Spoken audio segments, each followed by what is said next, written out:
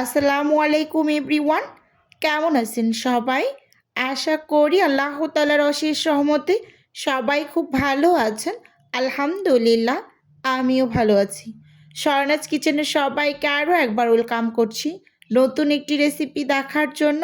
আজকে শেয়ার করব অর্ডারের চিকেন নাগেটসগুলো আমি যেভাবে রেডি করি, ডেলিভারি করি, তো সেই ভিডিওটি শেয়ার করব। প্রথমেই এখানে আমি চিকেনের বেস্ট পিস নিয়েছি, এরকম ছোট ছোট করে টুকরো করে কেটে নিয়েছি। তো পানিটাকে কিন্তু খুব ভালোভাবে ঝরিয়ে নিতে হবে। এবার হচ্ছে একটা ব্লেন্ডারে জারের ভিতরে আমি নিয়ে নিচ্ছি। আমি সব সময় অর্ডারের চিকেন নাগেটসগুলো এভাবেই রেডি করি, তো আমার কাছে সব থেকে ইজি লাগে, তো আপনাদের সাথে শেয়ার করছি। এবার আমি একটু ব্লেন্ড করে নিয়েছি, একেবারে অনেক মিহিভাবে ব্লেন্ড করি নাই, হালকা করে একটু ব্লেন্ড করে নিয়েছি। এখানে আমি 4 পিস পাউরুটি একটু পানির ভিতরে চুবিয়ে ভালোভাবে পানিটাকে চিপে তারপর দিয়ে দিয়েছি। আর আপনারা এখানে পাউরুটির গুঁড়োটাও ব্যবহার করতে পারেন, তো আমি সবসময় একেবারে ফ্রেশ পাউরুটিটা ব্যবহার করি। তো এখানে আমি 2 চামচ দিয়ে দিয়েছি কর্নফ্লাওয়ার এবং সেই সাথে 1 টেবিল চামচ দিয়েছি লেবুর রস। লেবুর রসটা অবশ্যই অ্যাড করবেন, খুব সুন্দর একটা ফ্লেভার আসে। এখানে আমি হাফ চামচের থেকে কম হবে একটু রসুন বাটা দিয়েছি, সেই সাথে আদা বাটা দিয়েছি হাফ চামচের থেকেও কম পরিমাণ। তো এবার অ্যাড করে দেব এখানে হাফ চা চামচের মতো সাদা গোলমরিচের গুঁড়ো। এখানে আমি সাদা গোলমরিচের গুঁড়োটা ব্যবহার করেছি। আপনাদের হাতের কাছে যদি কালো গোলমরিচের গুঁড়োটা থাকে তাহলে সেটাও ব্যবহার করতে পারেন।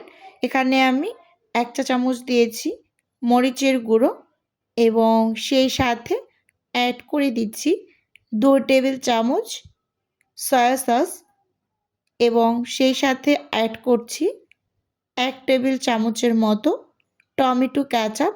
আমি আজকে এই যে নাগেটসের রেসিপিটা শেয়ার করছি, আপনারা যদি এই রেসিপিতে ট্রাই করেন একেবারে পারফেক্টলি তৈরি করতে পারবেন ইনশাআল্লাহ। আমি গ্যারান্টি দিয়ে বলছি, ভিতরটা অনেকটা জুসি হবে এবং উপরটা ক্রিসপি। এখানে আমি হাফ চা চামচের মতো দিয়েছি চিনি। চিনিটা একেবারে অল্প করে দিয়েছি, যেহেতু পাউরুটির ভিতরেও কিছুটা পরিমাণ মিষ্টি থাকে। সেই সাথে এখানে বাটার দিয়েছি, যেহেতু চিকেনের বেস্ট পিসে ফ্যাটটা থাকে না, তো সেক্ষেত্রে এখানে বাটারটা ব্যবহার করেছি। তো আপনারা বাটারটা ব্যবহার করবেন একটু বেশি টেস্টি করার জন্য, আর যদি হাতের কাছে না থাকে তখন তেলটা ব্যবহার করবেন। স্বাদ মতো লবণ দিয়েছি আর একটা কাঁচামরিচ কুচি করে দিয়ে এবার এই যে সব কিছুকে খুব সুন্দরভাবে ব্লেন্ড করে নিয়ে এসেছি, দেখতেই পাচ্ছেন। আর এই পর্যায়ে কিন্তু খুব সুন্দরভাবে সব কিছু ব্লেন্ড হয়েছে। তো এবার হচ্ছে আমি এখানে সব কিছুকে একসাথে একটু মাখিয়ে তারপর এই যে একটা বোর্ডের উপরে নিয়ে নিয়েছি।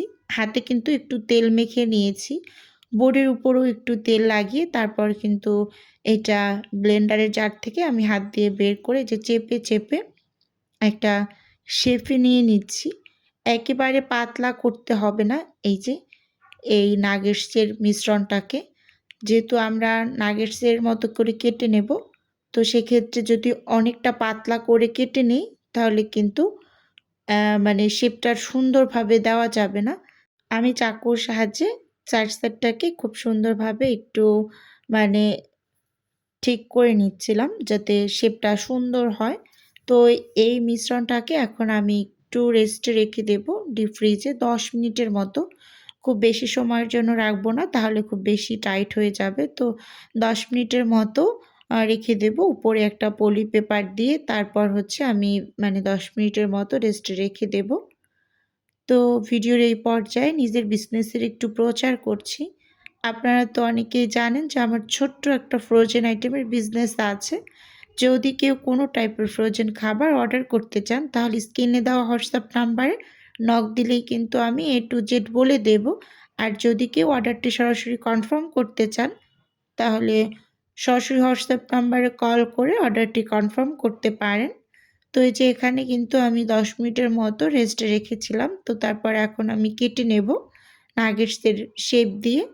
তো লম্বালম্বি করে কেটে নেব আমি, মানে চৌকা যে শেপটা আছে ওই শেপটায় নাগেটসগুলো কেটে নেব। তো সেজন্য আমি চাকু দিয়ে এরকম কয়েকটা ভাগ করে নিচ্ছি। স্ক্রিনে ভালোভাবে লক্ষ্য করলেই কিন্তু বুঝতে পারবেন। তো অনেক আপুরাই দাম জিজ্ঞেস করেছিলেন যে, "আপু নাগেটসটা কীভাবে বিক্রি করো বা কত টাকায় কি সেল করো?" তো আজকে আমি বলে দিচ্ছি। 10 পিস নাগেটস আমি সেল করি ৳300 য়। আর নাগেটসের সাইজগুলো কিন্তু একটু বড়, বড় করে কেটে নেই। আর আমি সবসময় আ মানে কাস্টমারের পছন্দ অনুযায়ী তৈরি করার চেষ্টা করি। এই যে আমি নাগেটসটা যেই আন্টির জন্য তৈরি করেছিলাম, ওনার অনেক কিছু অর্ডারে ছিল। তো সেই সাথে ওনার নাগেটসও ছিল। তো আন্টির বলা ছিল যে একটু স্পাইসি হবে। সেজন্য কিন্তু এখানে আমি কাঁচামরিচ কুচিটা ব্যবহার করেছি। যে যেভাবে বলে ওইভাবে করে তৈরি করার চেষ্টা করি। আসলে কতটুকু কি পারি জানি না। কিন্তু আন্টির কাছ থেকে আমি খুব ভালো রিভিউ পেয়েছি সবগুলো খাবারের। তো উনার অনেকগুলো অর্ডার ছিল একসাথে। তো সবকিছু আলহামদুলিল্লাহ আমি গুছিয়ে ডেলিভারি করে দিয়েছি। তো আমি কিন্তু ২ দিন পরে ভিডিও শেয়ার করছি আপনাদের। উনি কিন্তু টেস্ট করেছেন সবগুলো খাবারই। তো ভালো লেগেছে। তো সেজন্য আন্টিকে অসংখ্য ধন্যবাদ। সুন্দর একটা রিভিউ দেওয়ার জন্য। ফোন করে রিভিউ দিয়েছেন। তো এখন হচ্ছে আমি কেটে কোটিং করে নিচ্ছি। ফার্স্ট টাইম আমি কিছুটা পরিমাণ কর্নফ্লাওয়ারের ভিতরে এই যে একটু কোট করে নিয়েছি। এবার হচ্ছে আমি ডিমের মিশ্রণে চুবিয়ে নিচ্ছি। একটা ডিম সামান্য একটু লবণ দিয়ে ফেটিয়ে নিয়েছি। আর এখানে আমি ব্রেড ক্রাম্বস ব্যবহার করছি। তো আর এই ব্রেড ক্রাম্বসগুলো কিন্তু আমি হাতে তৈরি করি। এগুলো কিন্তু বাজারে কেনা ব্রেড ক্রাম্বস না। আমি কিন্তু ব্রেড ক্রাম্বস সবসময় পাউরুটি, টোস্ট বিস্কিটের গুঁড়ো দিয়ে একসাথে মিলিয়ে তৈরি করি। তো তারপর ফুড কালার দিয়ে। তো দেখুন খুব সুন্দরভাবে আমি কোটিং করে নিয়েছি। এভাবে একটা, একটা করে আমি হচ্ছে কোট করে তারপর এগুলোকে ফ্রোজেন করে তারপর ডেলিভারিটা করে দিয়েছি। সবসময় আমি নাগেটসটা ঠিক এভাবেই তৈরি করি। আর এভাবে যদি তৈরি করেন তাহলে কিন্তু অনেক ক্রিসপি হয় উপরটা এবং ভিতরটা জুসি হয়। অনেকের কমপ্লেইন থাকে যে, "আপু নাগেটস তৈরি করলে একেবারে কটকটা শক্ত হয়ে যায়।" কেন হয়, কী জন্য হয় সেটা আদৌ বলতে পারবো না। কারণ আমি সবসময় এভাবে করে তৈরি করি আর আমারটা কখনোই এরকম হয় না। আর আপনারা অবশ্যই একটু কর্নফ্লাওয়ার ব্যবহার করবেন নাগেটস তৈরির সময় সবকিছুর সাথে। তাহলে খুব সুন্দর হয় নাগেটসগুলো। ভিতরটা জুসি থাকে সেটা বজায় রাখতে সাহায্য করে একমাত্র কর্নফ্লাওয়ার। তো এই যে এখানে কিন্তু সবগুলোকে আমি মানে ব্রেড ক্রাম্ব এর ভিতরে কোটিং করে নিয়েছি। দেখুন মাশাআল্লাহ খুব সুন্দর হয়েছে নাগেটসগুলো। তো আজকের ভিডিও বন্ধুরা আপনাদের কাছে কেমন লেগেছে চাইলে অবশ্যই কমেন্টস করে জানাতে পারেন। তাহলে বন্ধুরা আজকে এখান থেকেই বিদায় নিচ্ছি। দেখা হবে নতুন কোনো ভিডিওতে বা নতুন কোনো রেসিপিতে। আল্লাহ হাফেজ।